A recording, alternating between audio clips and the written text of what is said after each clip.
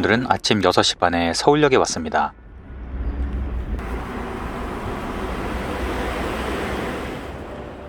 아침 일찍 KTX를 타러 왔는데요. 대부분 남쪽으로 가는 열차들을 많이 탔었지만 오늘은 동해바다 쪽으로 갈 겁니다. 서울역에서 동해바다로 가는 첫 차는 7시 1분 출발입니다. 가격은 일반실 기준으로 28,300원이고 상당히 인기가 좋은 노선입니다. 동해바다로 가는 열차는 14번 플랫폼에서 탑니다. 최신 KTX 이음 열차인데요. 동해바다까지 2시간 만에 주파합니다. 이른 아침 첫 차이지만 주말에는 늘 거의 만석이네요. 바로 옆에 일반 구형 KTX가 같이 출발하네요. 아주 가깝게 붙어서 깜짝 놀랐습니다.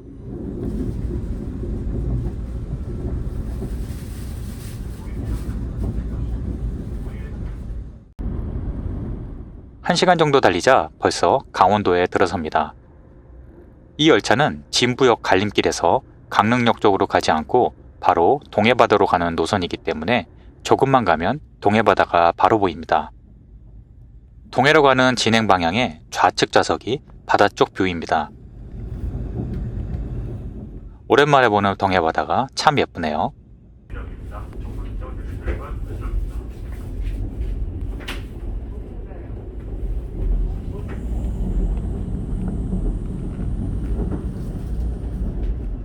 두 시간 정도 달려 오늘의 목적지에 도착했습니다.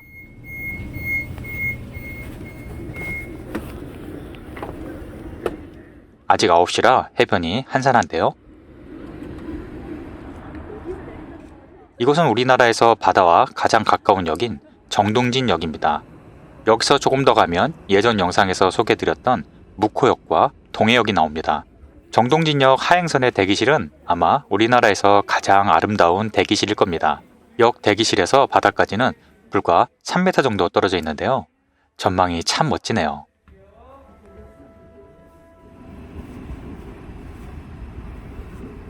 이 소나무가 드라마 모래시계에 나왔던 그 소나무군요. 벌써 30년 가까이 된 드라마라 소나무가 많이 자란 것 같습니다. 옛날 정동진 역사가 그대로 보존되어 있네요.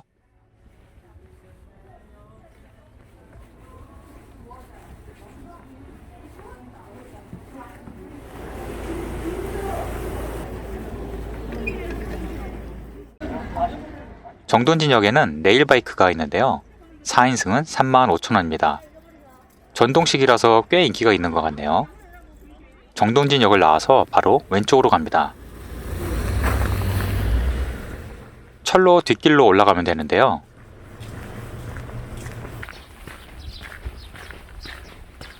정동진 해수욕장으로 내려갈 수도 있지만 오늘은 따로 갈 곳이 있습니다. 작은 주차장을 지나 조금만 걸어 올라가면 됩니다.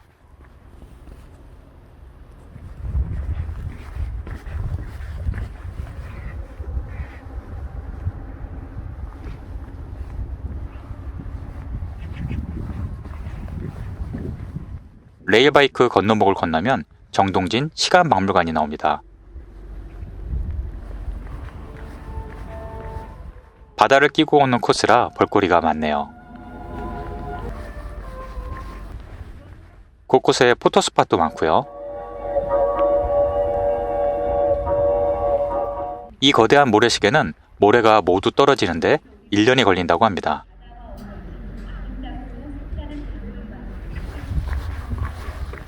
이곳에서 조금 더 올라가면 삼거리가 나오는데요. 오른쪽에 있는 해양경찰 파출소 쪽으로 올라가면 됩니다. 아침을 먼저 드시고 출발하시려면 이곳에 식당이 많으니까 해결하시면 되겠습니다. 약한 오르막길을 조금 올라가면 선크루즈 호텔 간판이 나오는데요. 여기에서 왼쪽으로 올라가시면 됩니다. 정동진에 오면 늘 먼 발치에서 봤던 그 배 모양의 호텔인데 이렇게 가까이 보는 건 처음입니다. 자가 차량을 이용하실 분들은 이곳에 주차하시면 됩니다. 주차비는 무료입니다. 그리고 이 주차장에 버스 정류장이 있는데요. 시간표가 있긴 있는데 잘못된 정보였습니다. 뒤에 다시 설명드리겠습니다. 주차장 울타리에 헷갈리는 샛길이 있는데요. 이 길로 빠져나가시면 막다른 길이니까 가지 마시고요. 그냥 주차장 왼쪽 구석으로 가시면 정동 매표소가 나옵니다. 오늘 걸어갈 길에는 화장실이 없기 때문에 미리 입구에서 해결하고 가시길 바랍니다. 입장료는 성인 3,000원이고 입장 시간은 오전 9시부터입니다. 참, 서울 강서구, 서초구 등 교류도시 주민은 할인도 되네요. 초반은 내리막 계단입니다.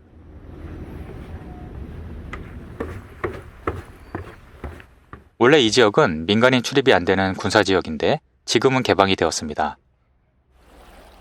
약 200m쯤 내려가면 드디어 바다가 보이기 시작합니다.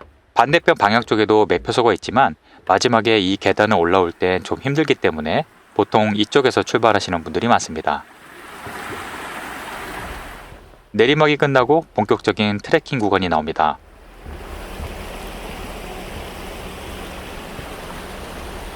왼쪽으로 새로운 구간이 공사 중이었는데요. 계속 연장이 될 것 같네요. 빨리 오픈했으면 좋겠습니다. 이 해변은 해변 자체가 천연기념물 437호로 지정된 해안단구 지형입니다. 수백만 년 전부터 계단 모양으로 생성된 동해안의 다양한 해안 지형을 마음껏 즐길 수 있는 코스이며 바다 부채길이라고 부릅니다. 동해안 해안선이 복잡해서 낮은 오르막 내리막이 있고 기존 군사용 순찰로와 새로 생긴 데크가 섞여 있습니다. 파도가 심한 날은 물벼락을 맞기도 한다네요. 오른쪽으론 깎아지른 절벽이 손에 닿을 듯 가깝고 왼쪽으론 푸른 동해바다가 펼쳐지는 절경입니다. 참, 바닥이 철망으로 되어 있는 구간에선 전화기를 떨어뜨리면 빠질 수 있으니까 조심하시고요. 역시 동해바닷물은 참 맑고 깨끗하네요.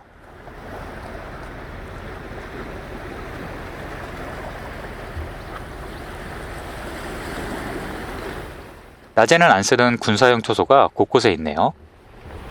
쉼터도 곳곳에 있는데요. 자판기나 화장실이 없기 때문에 미리 음료와 볼일을 해결하고 출발하시길 바랍니다. 이 쉼터에서 바라보는 풍경은 그 어떤 카페보다도 멋진 것 같습니다.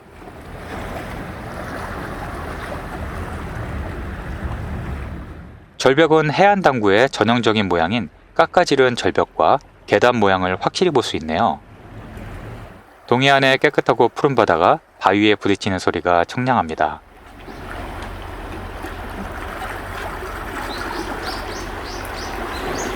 저 앞에 있는 큰 바위 모습이 특이하죠? 하지만 저 바위는 뒤쪽에서 봐야 진짜 진면목이 나옵니다. 멀리서 봤을 때 초록색 자판기인 줄 알았네요. 음료수는 출발 전에 꼭 챙기시길 바랍니다. 이 바위는 투구를 쓴 강감찬 장군과 그가 물리친 발이 6개인 호랑이라고 하네요. 투구 위의 장식과 귀 보호대, 그리고 선명한 얼굴형까지 보이죠? 그 앞쪽에는 정말 귀여운 호랑이가 한 마리 있는 것 같습니다. 조금 멀리에서 보면 투구 뒤에 목 보호대까지 보이네요. 참 신기합니다. 바로 옆에는 거북이 바위라고 하는데요. 제 눈에는 꼭 범선처럼 보이네요.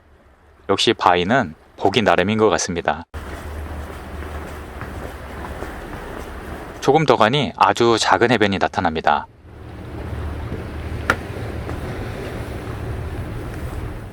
들어갈 수만 있다면 여름에 꼭 한번 와보고 싶은 경치네요. 하지만 눈으로만 감상하세요.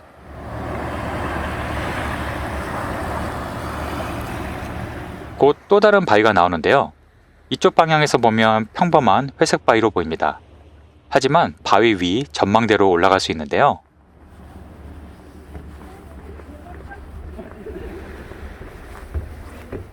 이곳에서 바라보는 풍경은 멀리 보이는 설산과 바다가 어울린 절경이었습니다. 이따가 저곳까지 가보려 합니다. 이 바위는 반쯤 펼쳐진 부채를 닮았다고 해서 부채바위라고 부릅니다.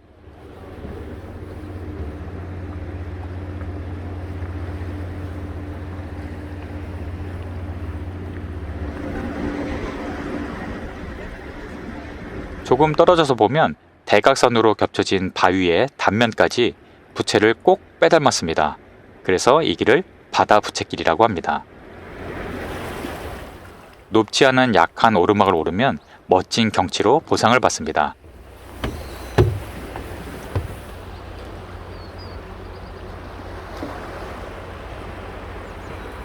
이제 트레킹길 막바지에 다가오고 있습니다. 멀리 항구를 상징하는 빨간 등대가 보이네요.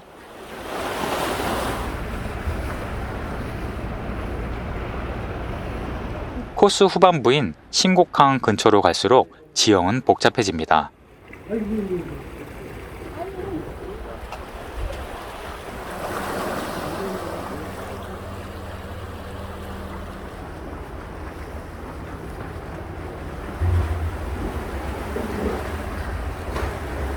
이렇게 높은 전망대도 있고요.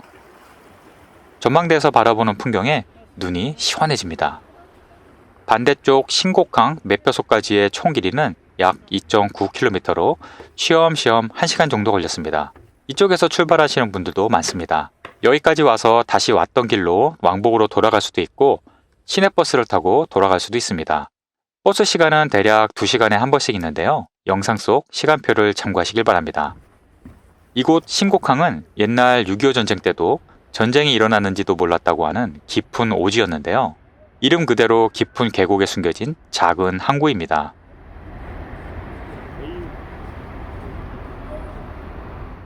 마치 영화 속에 나올 것 같은 빨간 등대와 푸른 바다의 항구가 너무나 예쁜 곳입니다.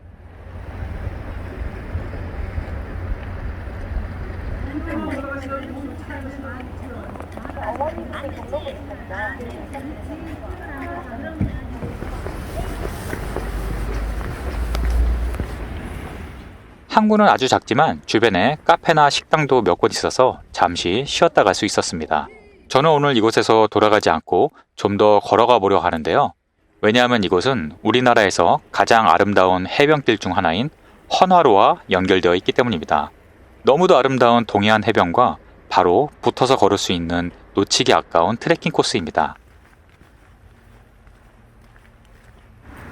워낙 바다와 가깝다 보니 바람이 많이 부는 날에는 파도가 튀어서 물벼락을 맞기도 하지만 이곳까지 왔다면 꼭 한번 걸어보시길 추천드립니다. 특히 이곳은 바다 낚시를 하시는 분들이 많으셨는데요. 숨겨진 낚시 포인트인 것 같습니다.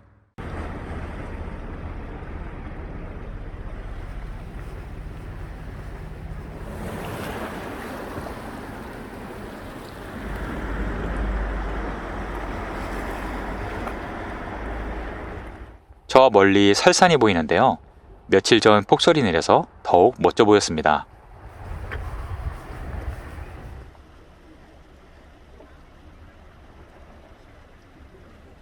조금 내려가다 보면 학궁골이라는 표지판이 보입니다. 가까이 가서 보니 작은 협곡과 입구에 있는 큰 바위 하나가 보이는데요. 큰 바위 옆에 놓인 동그란 바위 2개는 자연적인 건 아니고 누군가 가져다 놓은 것 같습니다. 왜 학궁골이라고 부르는지 자세한 설명은 생략하겠습니다. 신곡항에서 대략 20분쯤 걸어가면 또 다른 항구가 나오는데요. 파도가 심한 날은 차량 통제도 한다고 하네요. 이곳은 금진항입니다. 규모가 작은 신곡항과는 달리 꽤 큰 규모의 항구인데요. 그래서 방파제 규모도 상당히 큽니다.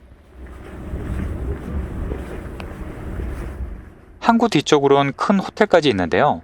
참고로 정동진역에서 이 호텔까지 무료 셔틀도 있습니다. 방파제에서 바라보는 설산과 바다의 조화가 참 멋졌습니다. 파도가 잔잔한 내항이라서 곳곳에 낚시를 하시는 분들이 많네요. 금진항은 주차장 규모도 큰 편이라 주말에도 여유가 있어 보입니다.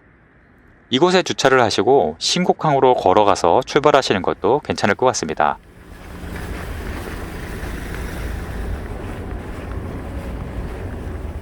멀리 출항하는 배와 2개의 등대, 설산의 조화가 한 폭의 그림 같네요.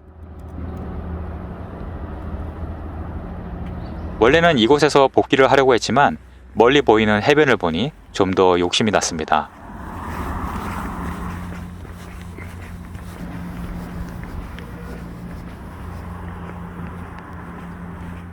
데크길은 곧 끝나고 짧지만 도로 갓길로 걸어가야 합니다.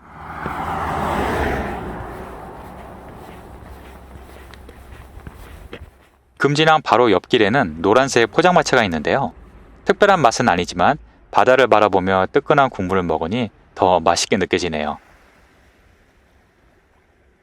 언젠가는 저도 저분처럼 낚시를 즐긴 날이 오겠죠? 금진항에서 10분쯤 걸어가면 꽤 큰 해변을 만납니다. 이 추운 겨울에도 물질을 하시는 분이 계시네요. 대단합니다. 이곳은 금진 해변입니다.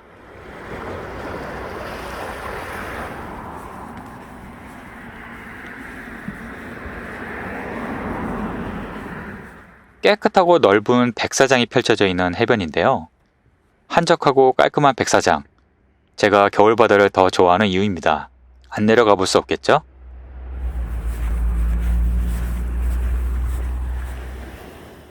멀리 설산을 보며 백사장을 걷는 기분은 특별합니다.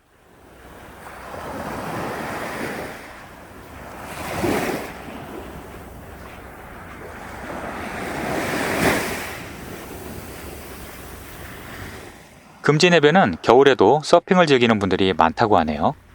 사실 겨울에 바람이 더 강해서 서핑을 즐기기엔 더 좋다고 하네요. 작은 해변이지만 주변에 트렌디한 카페와 식당도 있었습니다. 돌아가는 버스 시간이 여유가 있어서 늦은 점심을 이곳에서 먹었습니다. 물회는 제가 동해 쪽으로 오면 늘 먹는 개인적으로 가장 좋아하는 메뉴 중 하나이고 바다를 보며 먹으니 더 좋았습니다. 금진해변에는 여유있게 쉬면서 경치를 감상할 포인트가 많습니다.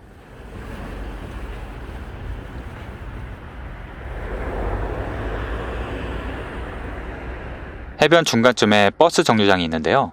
정류장 건너편에서 버스를 기다리면 됩니다. 버스 번호는 958번입니다.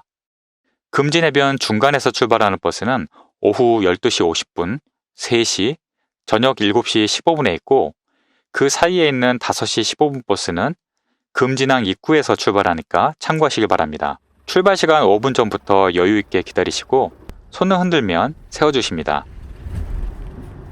버스 오른쪽으로 앉으시면 바다를 다시 한번 보면서 복귀하실 수 있습니다. 다시 봐도 참 예쁜 바닷길이네요. 신곡항에서도 정차를 합니다. 처음 매표를 했던 선크루즈 호텔 주차장에도 정차를 합니다. 금진항에서 정동진역까지는 버스로 대략 20분 정도밖에 걸리지 않습니다. 출발할 때는 몰랐는데 정동진역 앞쪽으로는 골목골목 음식점들이 많았습니다. 저도 40분 정도 시간이 남아서 정동진역 앞에 있는 바다가 보이는 카페에서 오늘의 여행을 마무리하며 열차를 기다렸습니다. 서울로 복귀하는 열차 시간은 4시 8분 차를 예매했습니다. 만약 정동진까지 바로 오는 열차표를 못 구하셨다면 조금 더 시간은 걸리지만 강릉역에서 지금 보시는 누리호 열차로 갈아타고 오는 방법도 있습니다. 이제 오늘 탈 열차가 들어오네요.